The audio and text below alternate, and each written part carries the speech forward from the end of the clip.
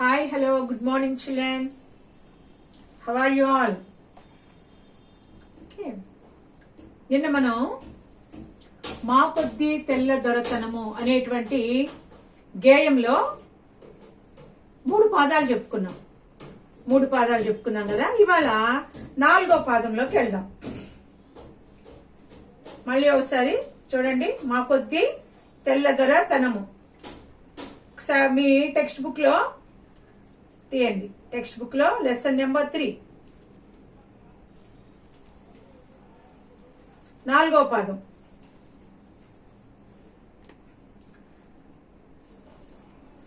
మా కొద్ది తెల్ల దొరతనము దేవా, మా కొద్ది తెల్ల దొరతనము, మా ప్రాణాలపై పొంచి మానాలు హరించే మా కొద్ది తెల్ల దొరతనము దేవా, మా కొద్ది తెల్ల దొరతనము.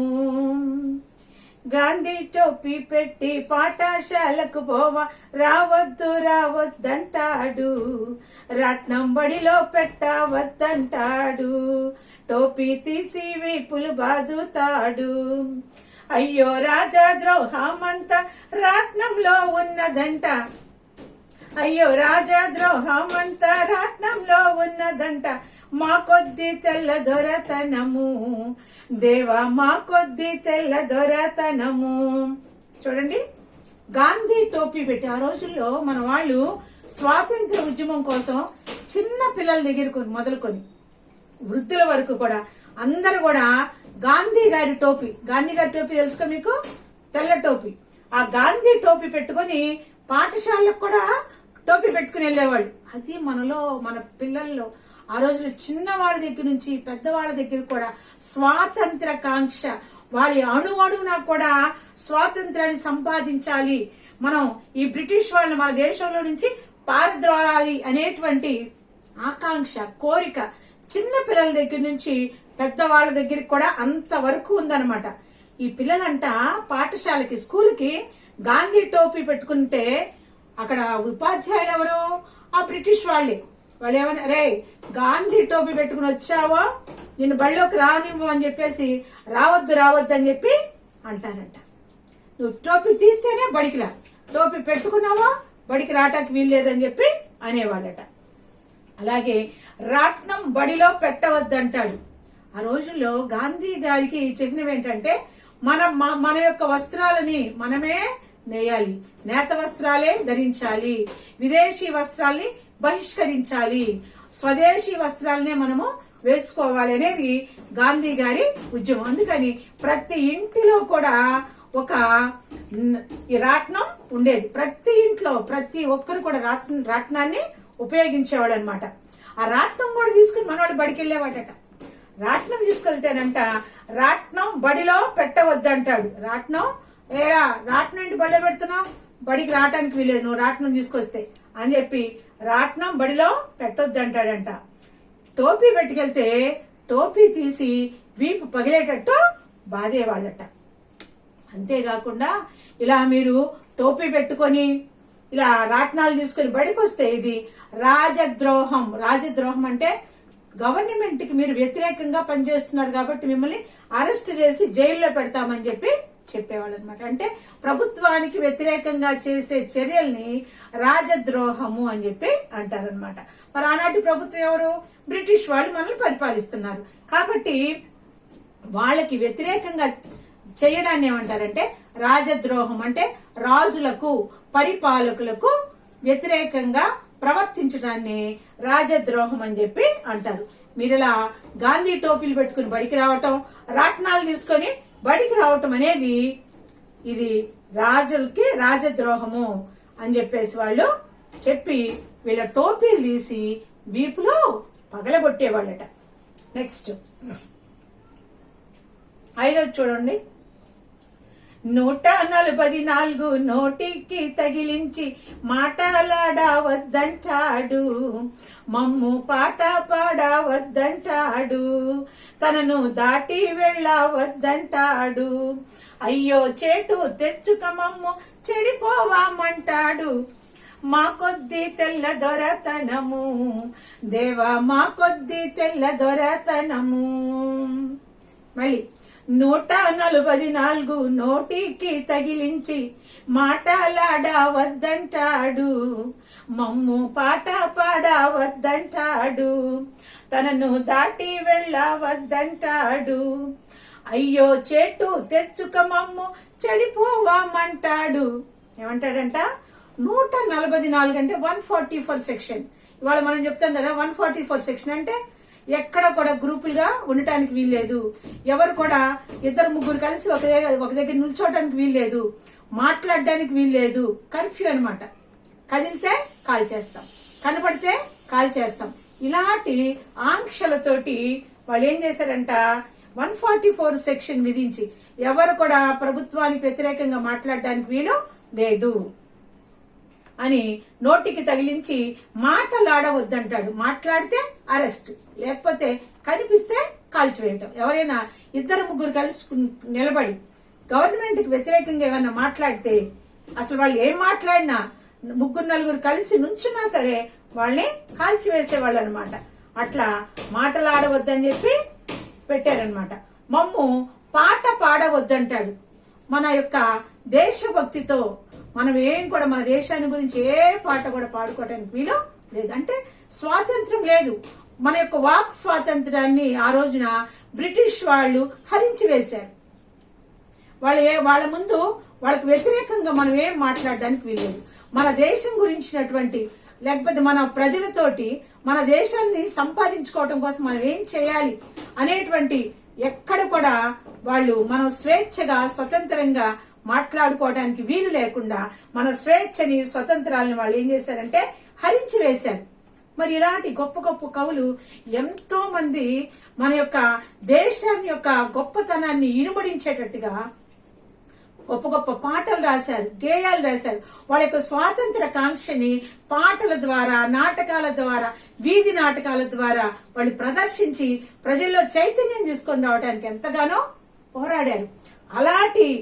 అలాంటి వాటిని చూసి వాళ్ళు ఏం చేశారంటే వాటన్నిటిని కూడా పాటలు పాడటానికి వీల్లేదు, మీరు నాట్యాలు చేయడానికి వీల్లేదు, మీరు మీటింగులు పెట్టడానికి వీల్లేదు, మీరు నాటకాలు వేయడానికి వీలు లేదు అని చెప్పి వాళ్ళు 144 సెక్షన్ అనేటువంటి దాన్ని తీసుకొచ్చి అందరినీ కూడా నోర్లు మూపించారు. తనను దాటి వెళ్ళవద్దంటాడు. అంటే తనను దాటి వెళ్ళటం ఏంటి? మా రూల్స్ ని అతిక్రమించి ఎవరు కూడా ఉండటానికి వీలు లేదు. మేము ఏ రూల్ పెడితే దాన్ని మీరు ఫాలో అవ్వాలి, అంతేగాని మాకు వ్యతిరేకంగా చెయ్యొద్దు అని చెప్పడాన్ని మమ్మల్ని దాటి వెళ్ళవద్దు అని అనడం అన్నమాట. అయ్యో చేటు తెచ్చుక మమ్ము చెడిపోవమంటాడు. చేటు అంటే ముప్పు, చేటు అంటే ముప్పు. అంటే మీరు అది చేయండి ఇది చేయండి అని చేయరాని పనులు చేపిస్తూ కొంతమందిని వాళ్ళ వైపుకు మరల్చుకొని మన భారతీయులైనటువంటి వాళ్ళకి ధనాశకు లోను చేసి వాళ్ళకి డబ్బు ఆశ చూపి కొన్ని రకరకాలైనటువంటి వ్యసనాలకి వాళ్ళని బానిసలుగా చేసి వాళ్ళు ఏం చేశారంటే చెడగొట్టేశారు. అంటే మనకే కులము మతము అంటే ముస్లింలు హిందువులు అనేటువంటి మత వైషమ్యాలు కల్పించి ఒకరికి పోరాటం చిచ్చు అంటే గొడవలు పెట్టారు. అంతవరకు సహోదరులాగా అన్నదమ్ముల్లాగా ఐకమత్యంగా కలిసి ఉన్నటువంటి భారతీయుల్ని విడదీయటానికి ప్రయత్నం చేశారు, విడదీశారు.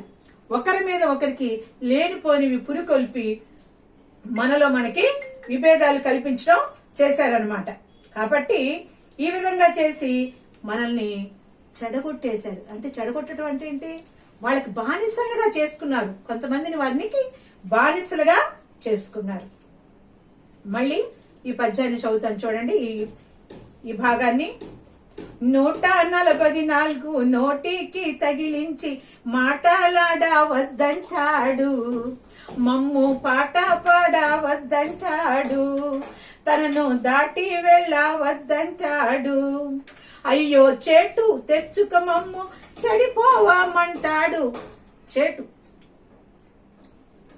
అంటే చేతులారా కష్టాన్ని కొని తెచ్చుకొని చెడిపోండి రా అని చెప్పి చెడు వ్యసనాలకి చెడు దారులకి మళ్లించి అనేక మందిని వారి చేతుల్లో కీలు బొమ్మలుగా మలుచుకున్నారు ఆనాడు బ్రిటిష్ వాళ్ళు. నెక్స్ట్ 6వ చూడండమ్మా, 6వ పాదం.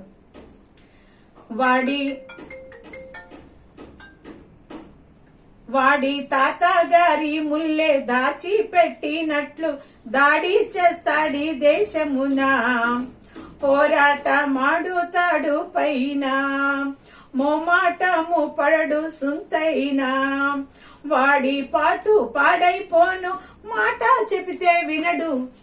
ఏంటంట, వాడి తాతగారి ముల్లె దాచిపెట్టినట్టు, వాడి తాతగారి ముల్లేదో దాచిపెట్టినట్టు అంటే వాడి తాత సంపాదించిన సొమ్మేదో మన దేశంలో దాచిపెట్టినట్టు దాడి చేస్తాడు ఈ దేశం, మన మీద దాడి చేసి మన దేశంలో ఉన్నటువంటి సంపదనంతా కూడా వాళ్ళు దోచుకుని వాళ్ళ దేశానికి తీసుకెళ్లిపోతున్నాడు.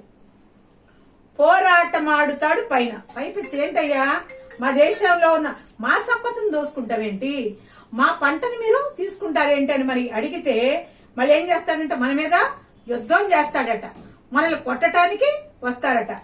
పైపెచ్చు మన సొమ్మును వాళ్ళు తీసుకుంటూ మన సంపదను వాళ్ళు దోచుకుంటూ మన మీద యుద్ధం చేయడానికి వాళ్ళు వస్తూ ఉంటున్నారు. మోమాటము పడడు సుంతైన, సుంతైన అంటే కొంచెం కూడా, మోమాటం అంటే సిగ్గు లేకుండా. ఇప్పుడు మనది కాందాన్ని మనం తీసుకోవాలంటే సిగ్గుపడతాం. అంటే ఒక దొంగ దోచుకోవాలంటే ఎవరు చూడకుండా వాడు దోచుకుంటాడు. కానీ వీళ్ళేంటంటే చూస్తూ ఉండగానే, అందరు చూస్తూ ఉండగానే ఏమాత్రం సిగ్గుపడుకోకుండా ఇతరుల యొక్క సొమ్ముని దోచుకుంటా ఉన్నారు. అంటే ఇతరులు అంటే ఎవరు, భారతీయుల యొక్క సంపదని అన్నింటినీ కూడా వాళ్ళు సిగ్గు లేకుండా దోచుకుంటూ ఉన్నారనమాట.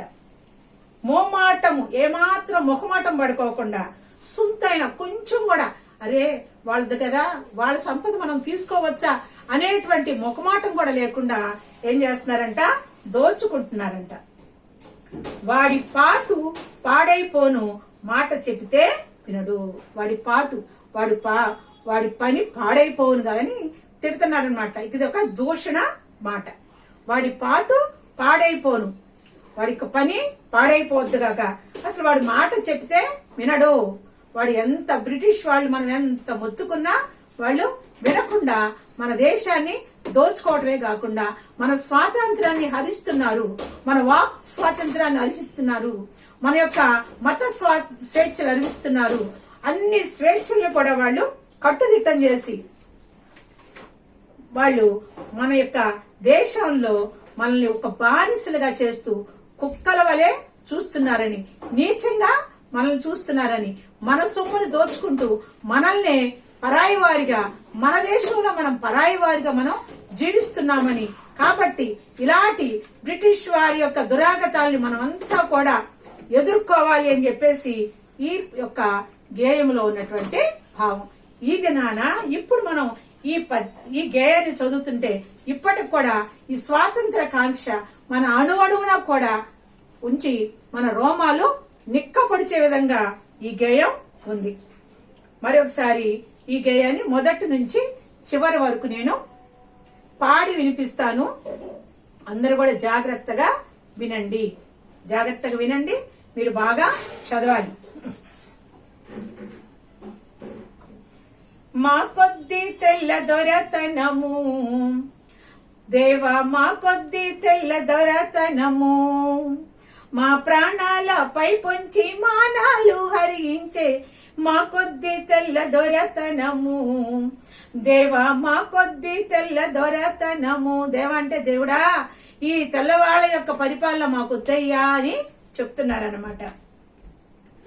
12 దేశాలు పండుచున్నా గాని పట్టేడనమి లోపమండి, ఉప్పు ముట్టుకుంటే దోషమండి, నోట మట్టి కొట్టి పోతాడండి, అయ్యో కుక్కలతో పోరాడి కూడు తినమంటాడు. మా కొద్ది తెల్ల దొరతనము దేవా, మా కొద్ది తెల్ల దొరతనము. ధనము కోసము వాడు దారి చేసుకొని కళ్ళు సారాయమ్ముతాడు, మాదు మూట ముల్లెలు దోచినాడు, ఆలి మెళ్ళో పుస్తెలు తెంచుతాడు, మాధు కళ్ళల్లో దుమ్మేసి కాటికి దరి చేశాడు. మా కొద్ది తెల్ల దొరతనము దేవా, మా కొద్ది తెల్ల దొరతనము. గాంధీ టోపీ పెట్టి పాఠశాలకు పోవా, గాంధీ టోపీ పెట్టి పాఠశాలకు పోవా, రావద్దు రావద్దంటాడు, రాట్నం బడిలో పెట్టవద్దంటాడు, టోపీ తీసి వీపులు బాదుతాడు. అయ్యో రాజా ద్రోహమంతా రాట్నంలో ఉన్నదంట, మా కొద్ది తెల్లదనతనము దేవా, మా కొద్ది తెల్ల దొరతనము. 144 నోటికి తగిలించి, 144 నోటికి తగిలించి మాటలాడవద్దంటాడు, మమ్ము పాట పాడవద్దంటాడు, తనను దాటి వెళ్ళవద్దంటాడు. అయ్యో చేటు తెచ్చుక మమ్ము చెడిపోవామంటాడు, మా కొద్ది తెల్ల దొరతనము దేవా, మా కొద్ది తెల్ల దొరతనము. వాడి తాత గారి ముల్లె దాచి పెట్టినట్లు, వాడి తాత గారి ముల్లె దాచి పెట్టినట్లు దాడి చేస్తాడి దేశమున, పోరాటమాడుతాడు పైన, మోమాటము పడడు సుంతైనా. వాడి పాటు పాడైపోను మాట చెబితే వినడు, మా కొద్ది తెల్ల దొరతనము దేవా, మా కొద్ది తెల్ల దొరతనము. అర్థమైంది కదా పిల్లలు? జాగ్రత్తగా ఇప్పుడు నేను ఎలా పాడానో మీరు అలా పాడి నేర్చుకోవాలి. స్కూల్ రీఓపెన్ అయిన తర్వాత మీ అందరితో పాడించి నేను వింటాను. అర్థమైందా? మీరేం చేయాలంటే ఇక్కడ నెక్స్ట్ పేజ్లో సారాంశం అని ఉంది చూడండి. ఈ సారాంశము రోజుకి 2, ఇక్కడ మొత్తం మనకి 6 ఉన్నాయి. 6 పద్యాలకి 6 సారాంశాలు ఉన్నాయి. రోజుకి 2 సారాంశాలు చొప్పున చదవాలి, చూడకుండా రాయాలి, చదవాలి, చూడకుండా రాయాలి. చూడకుండా రాసి నాకు మరలా యాప్లోనే, స్కూల్ యాప్లోనే పెట్టాలి ప్రతి ఒక్కళ్ళు.